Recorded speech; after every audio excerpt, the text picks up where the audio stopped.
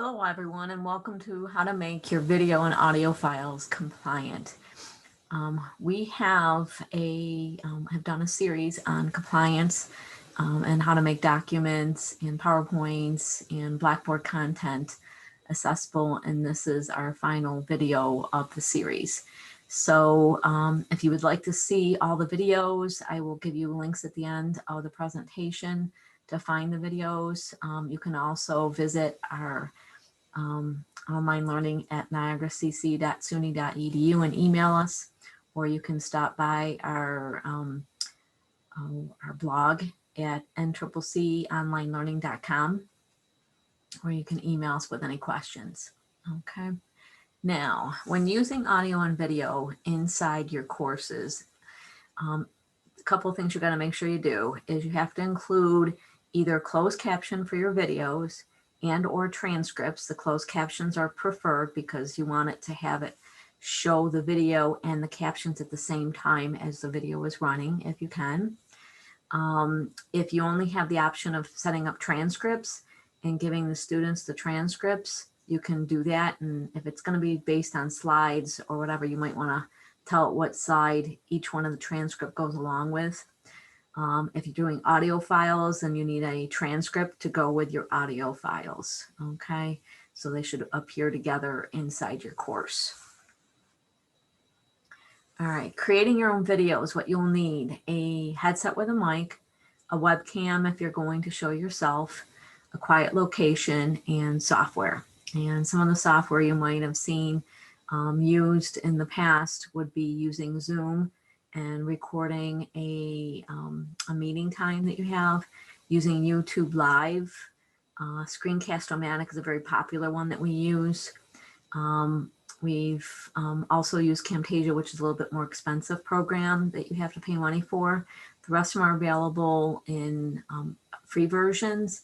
Zoom, if you want to do a closed captions, you have to have the license for a Zoom account.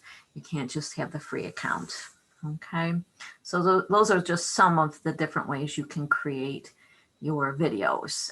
Also on your cell phone, you could use your cell phone to record videos as well and upload those. So there's many different types of software that you can use to create your videos or audio files. Okay, when recording, it is best to have a headset with a mic to reduce background noise and better sound quality. Record in a quiet location, speak clearly when making videos, and check your auto captions transcripts for errors when it's done, and make sure you edit them. Okay. Now, some of the hosting services that we recommend, using YouTube, which has free captioning and free hosting, or Ensemble Video Platform. This is what NCCC uses for their video platform. And you have to have an account, and I'll tell you how to get that in a minute. And a licensed version of Zoom would also give you an option to create videos that will do captions, okay? Now, I mean, you can do videos, like I said, from any software, and you could upload them to YouTube and use the free captioning and hosting there. So if you don't want to spend any money or don't have access to some of the platforms at the college, you always have that option, okay? One of the important things to not do is load your videos directly into Blackboard. Usually the videos are too large and they monopolize our storage, and we have to pay for our storage. All right, videos can be embedded or linked in Blackboard from any of these platforms, okay? But the big thing is making sure that you have closed captions, which all three of these platforms have the option of closed captioning. All right, if you want a Zoom and or an Ensemble account, you need to reach out to OIT, okay? Like I said, the free version of Zoom does not create automatic auto captioning, okay? You could use Zoom, download the MP4 file, load that into YouTube, and use that to host it, and you can embed that in Blackboard, okay? So it seems like a lot of steps, but we do have help to get you through that, okay? What to think about when using video in your course. Okay, find a reliable video that has correct captions. Okay, give yourself time to edit your captions when creating videos if you do it on your own. Where will you host your videos? It is important, do not load videos directly into Blackboard. I can't stress that enough. You should be using one of the platforms, either YouTube or Ensemble, and now you can actually use Zoom as a platform if you have the license. The only thing I worry about that is you might lose your license if you're not teaching for the college any longer. So it's always a good idea to download those videos. And YouTube is free at this point. So that one's a little bit more conducive if you are an adjunct and going in and out of teaching positions and stuff. Make sure that everything has closed captions and or transcripts. And this can help all your students. For an example, if you have a student that's on a bus, which would require headphones to listen to something, if it has closed caption, it wouldn't stop them from watching your video and be able to read the closed captions while it's watching the video. Okay. You could have a student that is English is their second language, and maybe they can read it better than they can hear it. The closed captions could help them.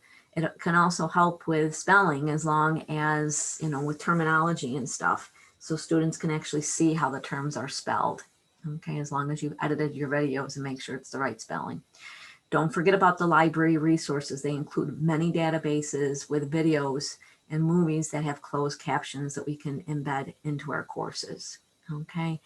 Also, you need to make sure that your third-party videos are accessible. So if you use videos from McGraw-Hill Connect or My Labs through Pearson, you want to make sure that all those videos are closed captioned, okay, that you're using. Okay. Resources, okay, on our, it's now called our Online Teaching Academy Faculty Support Center, our new name. On our blog, which is what that is, we have an accessibility page, and on that page I have all the recordings to all the sessions that we've done here in the last month. And when I also have videos and help support on how to make your content accessible. Okay. Also in this video or in this PowerPoint that I'm going to be sharing, I have links to a document on getting started using YouTube. And that document shows you how to create an account, how to upload videos, and how to caption your videos, or how to edit your captions that are automatic. Okay. Here's some links and some documents for Ensemble. There's a basics one on how to use Ensemble and upload your videos, how to edit your closed caption, and FAQs for Ensemble that the college has set up. Zoom, we have a one-page basics tips that will show you how to get started in Zoom. And then we have a document on how to edit transcripts in Zoom. Okay, so there's a lot of different resources that you can use. So the big thing is to make sure that anything that you're using inside your courses, whether it's in a face-to-face, online, blended, it makes no difference at all. You've got to make sure that your content is accessible, and any videos you show in your course should be closed captioned, or you should be able to supply your students a transcript, or if you're just listening to an audio file, they should be supplied a transcript for that as well.